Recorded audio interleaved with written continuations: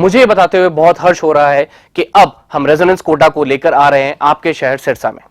अब आपके बच्चे को अपने सपने को साकार करने के लिए आपसे दूर नहीं जाना होगा। आपको बस जाना होगा खैरका स्थित आरपी सीनियर सेकेंडरी स्कूल के प्रांगण में, जहां पर रेजोनेंस कोटा की फैकल्टी आपके बच्चे को ट्रेन करेगी भविष्य के डॉक्टर और इंजीनियर बनने में। सभी प्रमुख परीक्षाएं जैसे JEE Main, JEE Advanced, NEET UG, AIIMS, international olympiad, NTSC, KVPY, CA, CS, CMA, CLAT, Resonance ने गुणवत्ता और मात्रा दोनों में अच्छे परिणाम देकर खुद के लिए एक नाम बनाया है। अधिक जानकारी के लिए आप डबवाली रोड स्थित RP senior secondary school visit कर सकते हैं या कॉल कर सकते हैं नीचे दिए गए नंबर पर। अब होंगे सपने साकार। धन्यवाद। नमस्कार। सामने दिखाई दे रही तस्वीरें कालांवाली क्षेत्र के विभिन्न गांवों की हैं, जहां पे आपको बता दें कि बरसात ने एक बार फिर से किसानों पे कहर ढा दिया है। पिछले दिनों जो है वो रानिया विधानसभा के दर्जनों गांव के साथ साथ जो है वो ओलावृष्टि हुई थी। उसके बाद जो है वो कुदरत जो है वो अपना कहर ढाने से जो है वो बाज नहीं आ रही है।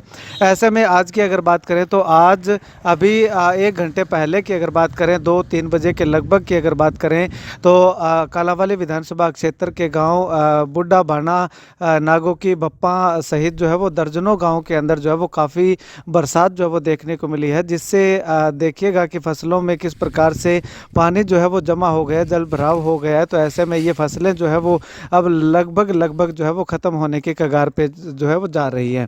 तो ऐसे में बताना चाहूँ तो पिछले कई दिनों से जो है वो बरसात जो है वो कुदरत जो है वो अपना कहर फसलों पे, किसानों पे जो है वो लगातार बरपा रही है। ओलावृष्टि की बात करें तो सिरसा जिला के विभिन्न गांव के अंदर जो है वो ओलावृष्टि हुई थी। उसके बाद जो है वो कुछ राहत जो है वो मिली, मौसम साफ रहा। लेकिन जैसे ही अलर्ट जारी हुआ कि 30 और 31 मार्च को जो है वो काफ़ी बरसात हो सकती है, ओलावृष्टि के संकेत भी जो है वो दिए जा रहे थे। तो ऐसे में पूरे सिरसा जिले में अगर बात करें तो कालांवाली विधानसभा क्षेत्र के कुछ गाँव हैं जिनमें अभी तक सूचना मिल रही है कि काफ़ी अच्छी बरसात हुई है। अगर देसी भाषा में बताना चाहूँ तो 15 से 20 अंगल बारिश होने के संकेत जो है वो दिए जा रहे हैं। जैसे ही किसानों से बातचीत की, किसानों ने वीडियो जो है वो प्रोवाइड करवाए हैं।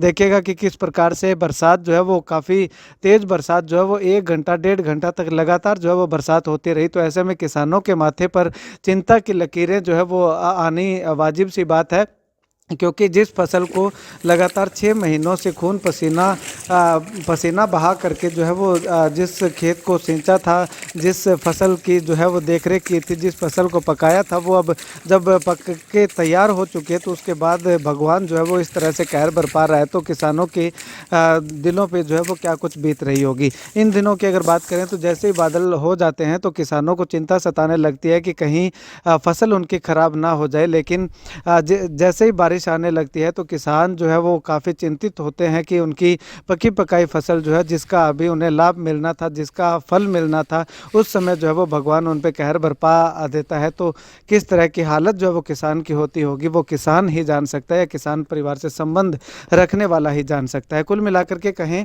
तो इस बार जो है वो किसानों के लिए राम और राज जो है वो दोनों ही संतुष्ट नज़र नहीं आ रहे हैं। हालांकि पीछे जो ओलावृष्टि हुई थी उसमें जो है वो सरकार ने 15,000 रुपये प्रति एकड़ के हिसाब से मुआवजा देने की बात तो कही है, लेकिन जिन जिन गाँव के अंदर ओलावृष्टि हुई थी उन तमाम गाँव को शामिल नहीं करने की बात भी जो है वो लगातार चल रही है। किसान लगातार जो है वो बता रहे हैं, कह रहे हैं कि उनके गाँव के अंदर भी ओलावृष्टि हुई थी, लेकिन उनके गाँव को मुआवजा की लिस्ट में जो है वो शामिल नहीं किया गया है। तो ऐसे में लगातार प्रशासन के सामने किसान गुहार लगाते हुए दिखाई दे रहे हैं कि उनकी जो फसल खराब हुई है उसका मुआवजा जो है वो उनके गाँव को भी मिलना चाहिए।